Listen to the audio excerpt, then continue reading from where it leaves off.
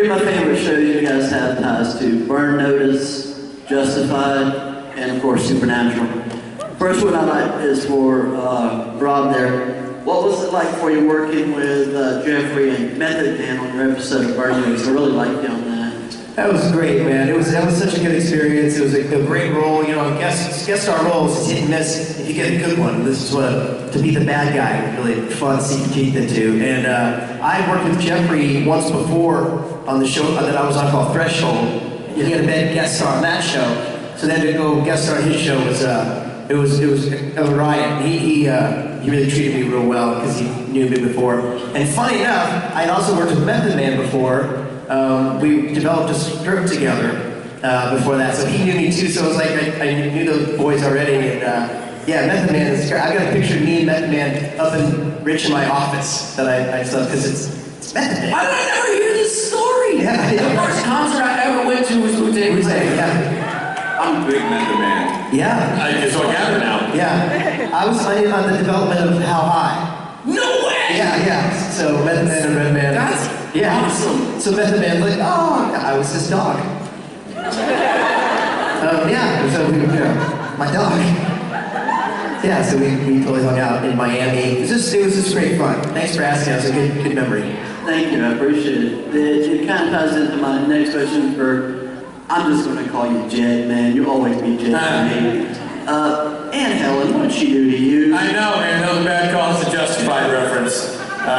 Then, for starters, what a great show to be a part of. I love that show. Then, I had auditioned for a much bigger part of that show and not gotten it, which is always a heartbreaker when you're, out there trying to get jobs. But halfway through the season, they called in and said, well, you want to do something else? I'm like, well, absolutely. So it was great. It was a surprise that I got to go do something on that show in what I think was one of their finer seasons. It was a great show the whole way through, but I love that season. Margot Martindale, that whole thing was phenomenal.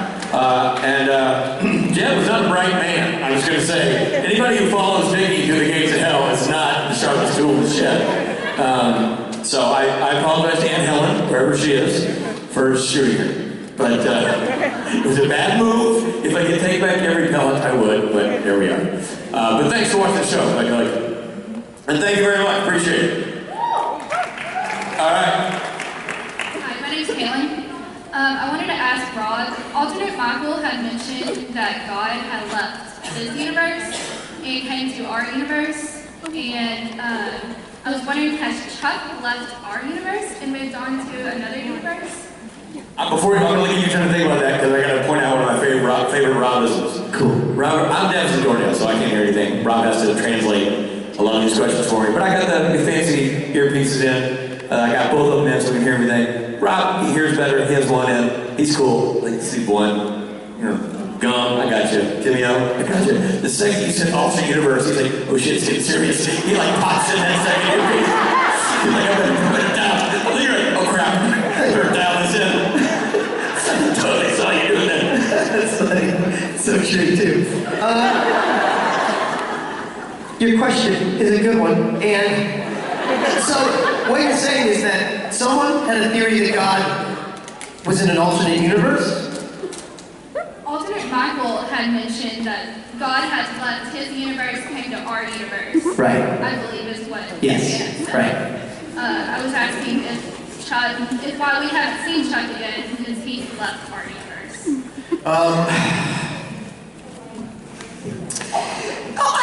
Michael doesn't know what he's talking about. I guess the takeaway here is don't listen to Michael, right? He doesn't know what he's talking about. I know what's going on in all the universes. Which Michael is it you're talking about, Rob? You, Michael, you know what you're talking about. Okay, it's me. I'm talking about that Michael. Naughty Michael. This season Michael. He likes to body hop. He goes around different, I know. I tell you what, you picked some handsome bodies that yeah. Like and he also picked a cute little redhead, too, in the episode. He was in Rowena. He was Michael. Did you know that? I didn't. There you go. Thanks for the spoiler alert, jerk. Well, it was on our way. Say, Did you watch the show? off to my TiVo to delete. Oh. Because of that, you're out. Come out. My point is, and I hope I'm answering this correctly, is don't listen to Michael, Because, and I don't know. I really have no idea. But I'm going to say that God is omniscient. He knows all universes. And Chuck is gone but not forgotten. And he'll be back. We hope. I'm so happy soon because Lord knows, we need somebody here to correct this mess we've gotten ourselves into. How's that? That really sounds like an answer to a question from a man who's never seen Supernatural. I know you're in the show and you watch it, but man, when you're stumbling around. He's just a man who's panicked, looking for his funny self. You guys have popped. What am I gonna do? Get an earpiece in. I love that you that I say that I was like, yeah, Rowena, he was this week doing, not watching that episode. I'm not watching the rest of the season. You don't have anything else. Now that I know that. All right, you. Okay, my question is for Matt and Rich. Hi. Not too long ago, a friend introduced me to the movie Hard Crimes. You're welcome.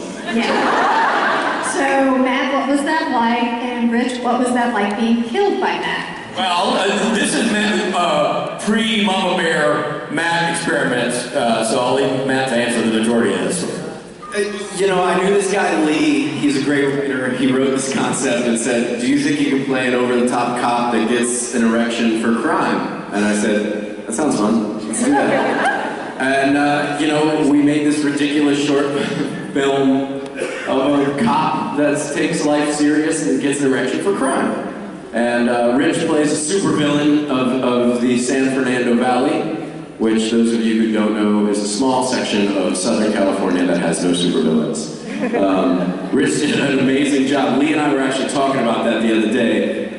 Lee goes to me, Lee Ehlers is the writer of Mama Bear and Hard Crime, and he goes, "Yeah, I didn't know what to think of Rich when I first met him. He's like, good script." He like walked on set, he was like, "All right, let's do it, let's go."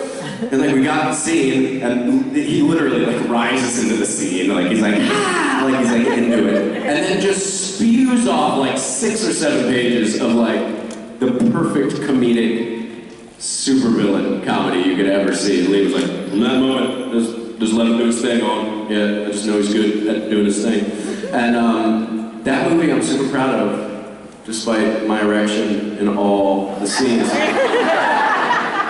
That's a quote you don't hear a lot.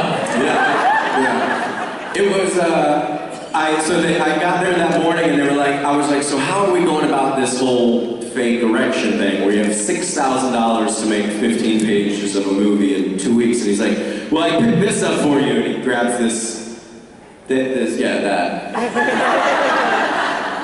this fake penis, and on the box is an actor who I know as the model, as like one of his first gigs. Now he's not like wearing the thing, he's just like in like a pair of tight shorts and he's, you know. Is it Rich? And it's Rich! And there he is. No, and so I look at this box and I'm like, there's an actor that I used to be in acting class with modeling for the dildo. You know? And so I thought that was a funny story. But yeah, then we went on to do the whole thing. And then what I'm trying to get to is that same guy wrote Mama Bear, which has led me down a whole new path of career choice and making entertainment. Rich is in Bear too. By the way, thank you to the nice woman in my meet and greet. I am going to, in the next 2 weeks, make Mama Bear, I think, available for digital download, whoever hasn't seen it. It's worth checking out. It's the Mama Bear is fantastic. It's amazing. I was at the premiere in LA and saw it on the big screen. Man knocked it out of the park. We're super. He really, really did. It was. I texted him after. Just so proud. He did such a good job. It's a tour de force directing job, and Rich is great in it. So many supernatural people in it. I think Jeffrey Vincent Priest just knocks it out of the ballpark. So and of course your wife Mandy is amazing. Thank you. Yeah, so when this digital download comes out, whenever that is, yeah, download it out, share it. It's fantastic. It's a fantastic example of Matt's skill beyond an actor. And thank you. You'll also be able to see see it at a bunch of film festivals. Hopefully, it's looking like we're gonna premiere at a couple of different ones. I don't know, so I'll let you guys know that too. I really want you all to see it. I want you all to see Rich. I want you all to see Jeff and all the rest of Supernatural cast is in it. There's a whole bunch of them. You'll like it. It's fun. It's a fun movie. That was my only goal in making it, was to make a fun movie. Mr. Collins. Yeah. Thank you for your question. Hi. So first off, I just want to say thank you for singing Wagon Wheel yesterday, because I'm from Johnson City. So that was just that's cool. Very cool. And I just want to know, have you ever met somebody that you were so starstruck by and you just couldn't talk? I don't like you right now. Oh, yeah. Yeah, for me it was Eddie Vedder. I met Eddie Vedder and I just couldn't. I wanted to. He was right there. We were in this green room. It was like him and me, like a handful of other people, and he's like my favorite. And I just couldn't do it. I couldn't find words. I forgot how to speak. And I finally got, then we were in a big conversation, and we kind of broke up into smaller conversations, and he's in a conversation right next to me. I'm not talking to anybody because I'm just losing my mind, and so I finally got the courage, he's smoking a cigarette, to ask him for a cigarette. And I couldn't ask him, so I asked the woman next to me, hey, will you ask him for a cigarette? I didn't even smoke, I just wanted a conversation. And so I said, and she said, why don't you ask him yourself? I said, I'm shy. And Eddie, without looking back at me, just grabs the cigarettes and I was like that. And I was like, whew, that was enough. I was like, heard my voice. Responded with action. That was it. For me, mine was less dramatic, but I saw Michael Speight in a hotel lobby in Ireland and had to lay down and take a nap. Massive R2M fan, and you know that R2M was the soundtrack of my high school years. And so to see Michael Speight, who was the voice of that band, I was just like, yeah, I don't know. I saw Usher in a 7-Eleven once. It was on Ventura and Tahunga in the Valley in Los Angeles, and I was getting off work. This is before I had booked my first acting I know that 7-Eleven. I've been in town just a short time, and I remember, like, I used to get off work, I would work as a bartender, so I'd get off work and I'd have cheese a little bit because I'd be drinking on the job. Sorry, not sorry. And I run in there and I usually get whatever's left on the hot little, like, gross. Like a hot dog that's been there for 4 days too long, or a taquito that the insides have evaporated, it's just a shell. Whatever it was, I'd run in, it'd be like $3, I'd get 3 things, I'd go home. And I like ran in and he was doing a scratch off at the counter. And I was like, oh, and I'm literally at the thing, and I like literally like, oh, I grabbed the little, the plastic tongs, and I go like this, and the guy wasn't behind the counter, so I was like, and I put it in, and I'm like,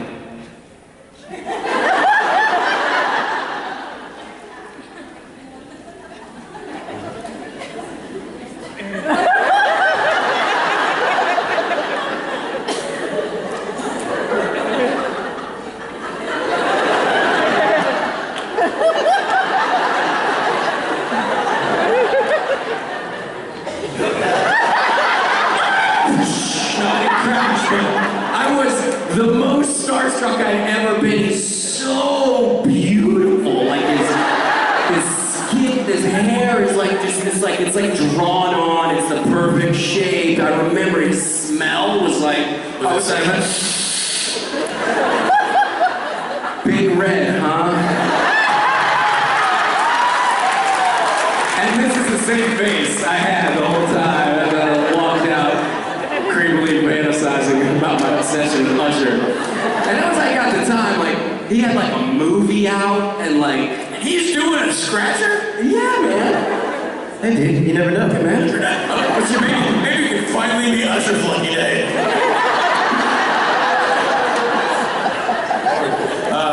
Thank you. Thank you. Okay, this question is for Rich. It's a non-spoilery driven question. Okay. So your fighting style as Roger is kind of a hot mess. And whereas your fighting style as Gabriel is quite smooth and sophisticated. So which one was harder to do and which one was more fun? So she's asked a question about an independent film I did called Driven, which recently you saw at a film festival in Mississippi, right? It's on the festival circuit right now. Very fun film made by some filmmakers that actually Rob and I met in Oxford, Mississippi, who were awesome. So if you get a chance to see it, go support independent film, go check out Driven. It's a fun movie. The Roger stuff was actually harder because even though the fight scenes were much shorter, it was so indie that we were kind of making it up on the fly. We were trying to figure out what to do right when we got there. We're like, okay, so there's a fight scene. I don't know.